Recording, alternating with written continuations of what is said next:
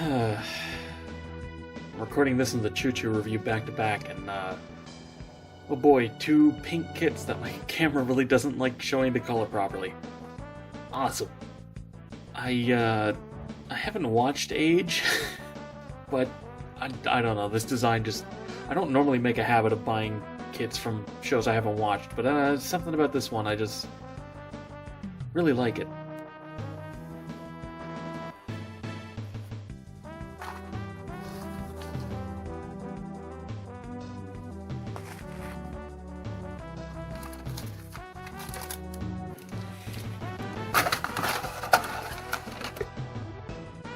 Hello and welcome back to another Gunpla review. Today we're taking a look at the High Grade Age Farsia.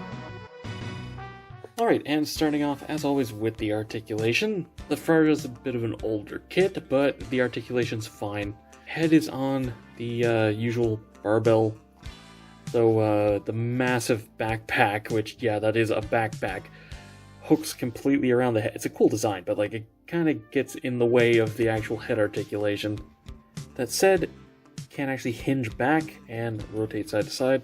Shoulders are a ball joint and a hinge.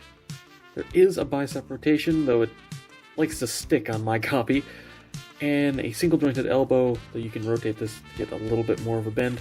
The hand, as always, is on a ball joint, though the little secondary cannon is also on a ball joint. Speaking of ball joints, waist is a ball joint, and the hip skirts are ball joints.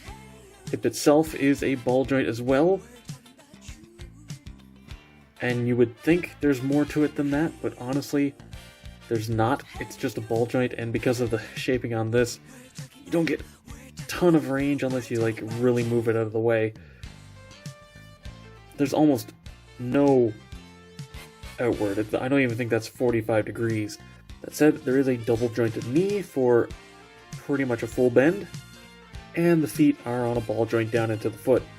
So the kit's articulation is okay. Honestly, it feels like a lot of it is just like actual limitations of the design itself rather than bad engineering, so I can't really complain.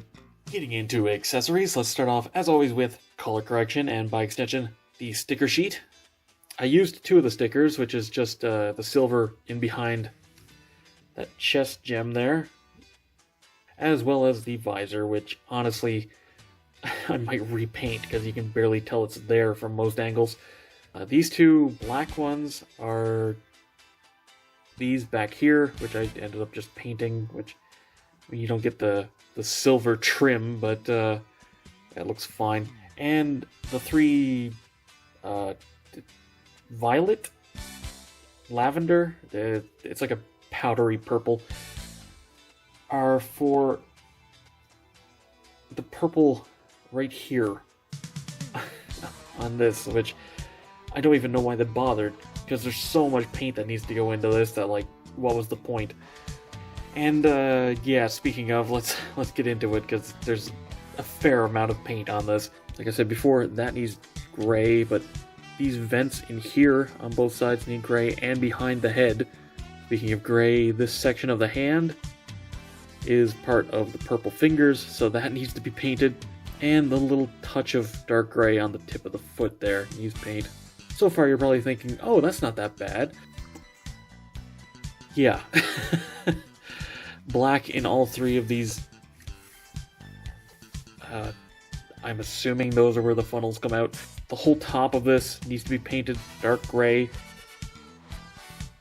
Reminder that you do have to leave the pink on the bottom of these, and yeah, the purple on those little struts needs to be painted.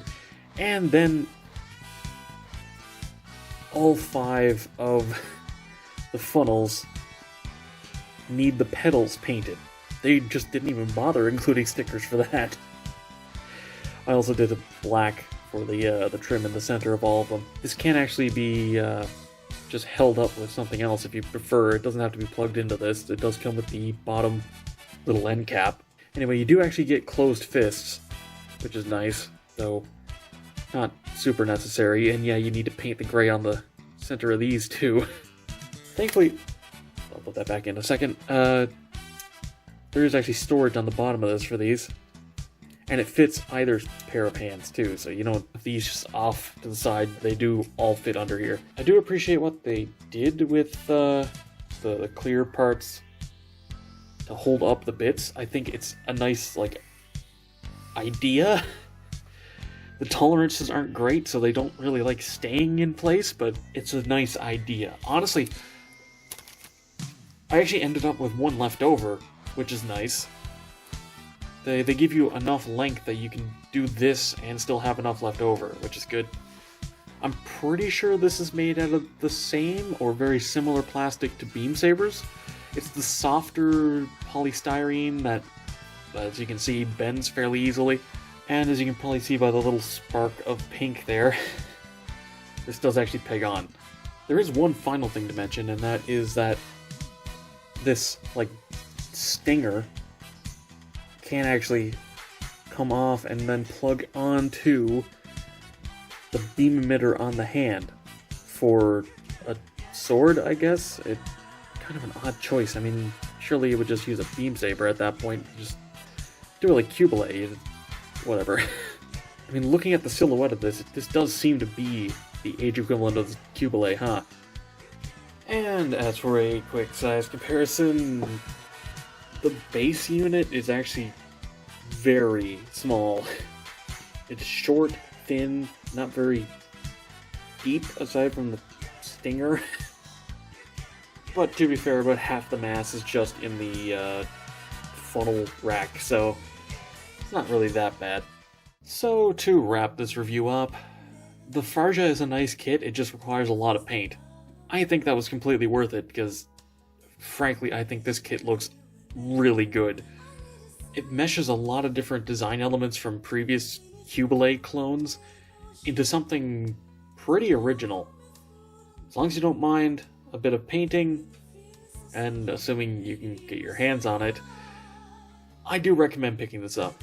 And that's all for this video. Thank you very much for watching. Be sure to let me know what you think down in the comments below. Subscribe and hit the bell to be alerted for future reviews. Come chill in the Discord. Follow me on Twitter, if that's even still around. And consider supporting me on Patreon so I can keep bringing you videos like this. And, as always, until next time, happy building.